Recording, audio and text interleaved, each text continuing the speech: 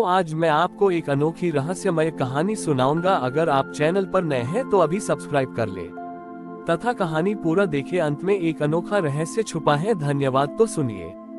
कैलाश पर्वत की तलहटी में एक छोटा सा शांत आश्रम था, जहाँ शिव भक्तों का एक समूह रहता था।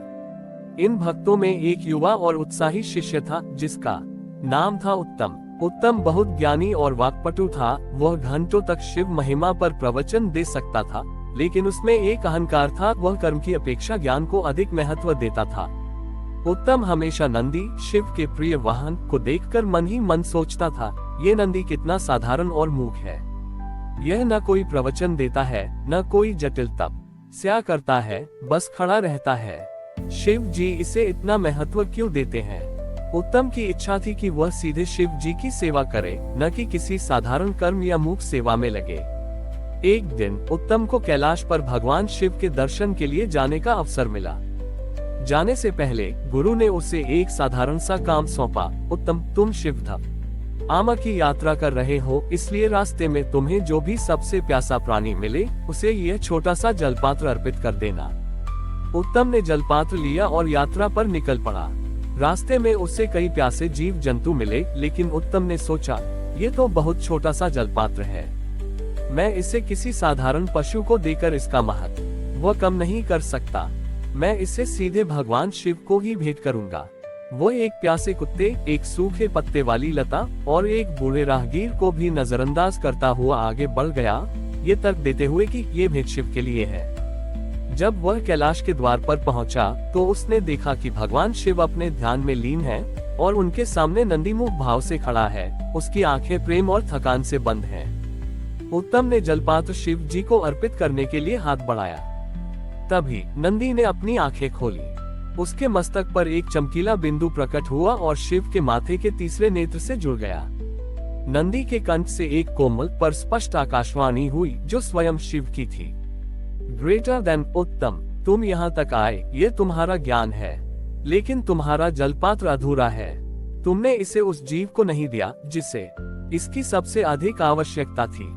ग्रेटर देन, उत्तम ने तर्क दिया, भगवान, मैंने सोचा कि यह पवित्र जलपात्र सीधे आपको ही भेंट करना उचित होगा।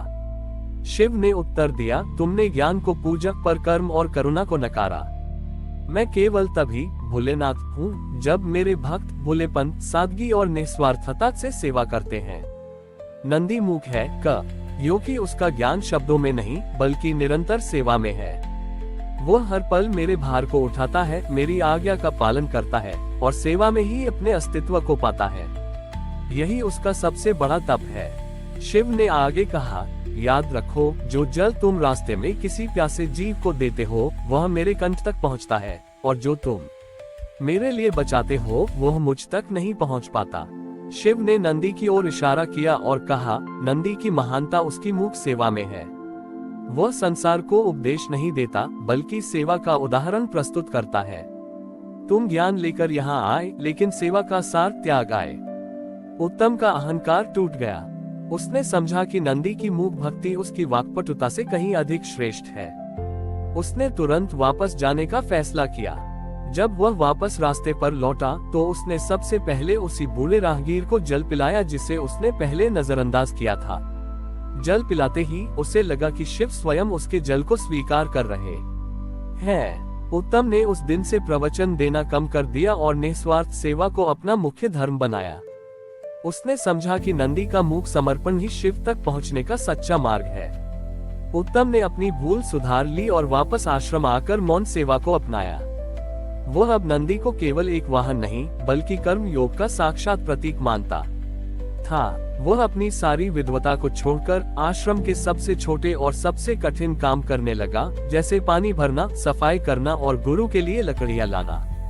कुछ ही महीनों में उत्तम की यह मूक सेवा और विनम्रता उसके पुराने अहंकार और ज्ञान से कहीं अधिक तेजस्वी हो गई। एक बार क्षेत्र में भारी वर्षा हुई और आश्रम को गांव से जोड़ने वाला एकमात्र लकड़ी का पुल टूट गया।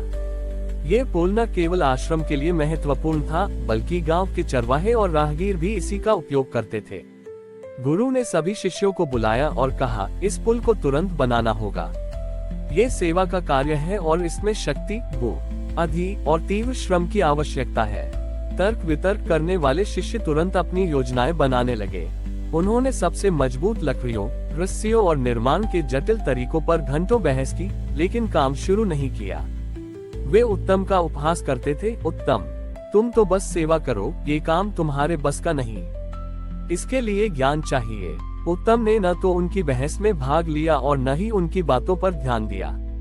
उसने तुरंत सबसे पहले कुल्हाड़ी उठाए और जंगल की ओर चला गया। वह चुपचाप सबसे मजबूत पत्थर खोजने और सबसे उपयुक्त लकड़ियां काटने लगा। वह जानता था कि बहस करने में समय बर्बाद होगा और नंदी ने उसे सिखाया था कि सेवा का हर क्षण अमूल्य है। नंदी, जो आश्रम के पास चल रहा था, अचानक उत्तम के पास आया। नंदी ने उत्तम को सिर से एक हल्का धक्का दिया और एक विशेष दिशा की ओर इशारा किया, वह दिशा जहां पुल बनाने के लिए सर्वोत्तम और सबसे टिकाऊ पत्थर उपलब्ध थे। उत्तम ने नंदी की मूक आज्ञा को समझा। उसने बिना कोई प्रश्न किए उस दिशा में काम करना शुरू कर दिया। जब तक अन्य शिष्य अपनी बहस खत्म करके देर से निर्माण स्थल पर पहुंचे, उत्तम ने अकेले ही पुल का मुख्य ढांचा स्थापित कर दिया था। नंदी ने वहां खड़े होकर एक पल भी विश्राम नहीं किया। वह अपनी शारीरिक शक्ति का उपयोग करके भारी पत्थरों को किनारे तक खींचता गया। नंदी और उत्तम ने मिलकर बिना एक शब्द बोले केवल निस्वार्थ सहयोग से पुल का आधा काम पूरा कर दिया। ये देखकर अन्य शिष्यों को अपनी गलती का एहसास हुआ। उनकी सारी विद्वता और योजनाएं एक तरफ थीं और नंदी और उत्तम का मूक कर्म दूसरी तरफ था। गुरु वहां पहुंचे और मुस्कुराए। उन्होंने कहा, देखा तुम सबने, नंदी और उत्तम ने ये सिद्ध कर दिया कि सच्चा ज्ञान वह नहीं है जो शब्दों में फंसा रहे, बल्कि वह है जो तत्काल कर्म में उतर जाए। नंदी ने उत्तम को वह ज्ञान दिया जो तुम्हारे सैकड़ों शास्त्र नहीं दे पाए, बुद्धि को सेवा में लगाना। जब पुल बनकर तैयार हुआ तो वह पिछले पुल से भी अधिक मजबूत और टिकाऊ था। गुरु ने उत्तम से कहा, तुमने न केवल पुल बनाया, बल्कि तुमने ज्ञान और कर्म के बीच का पुल भी बनाया। अब तुम आश्रम के न ए आचार्य होगे। उत्तम ने विनम्रता से गुरु के चरण स्पर्श किए और कहा, आचार्य पद नंदी का है। उन्होंने मुझे सिखाया कि सच्चा नेतृत्व वह नहीं है जो बोलकर आदेश दे, बल्कि वह है जो चुपचाप उदाहरण प्रस्तुत करे। उत्तम ने नंदी की भक्ति और सेवा का ये पाठ हमेशा याद रखा और उसने अपने आचार्यत्व में ज्ञान और मूक निस्वार्थ कर्म को हमेशा एक समान महत्व दिया। हमारी और भी आध्यात्मिक एवं अनोखी कहानियां देखने के लिए हमारे चैनल पर जाएं तथा धार्मिक एवं पौराणिक अनोखी कहानियां हमारे चैनल पर है। कृपया जाके देखें तथा हमारे चैनल को सब्सक्राइब करके रखें और वीडियो लाइक जरूर करें। धन्यवाद।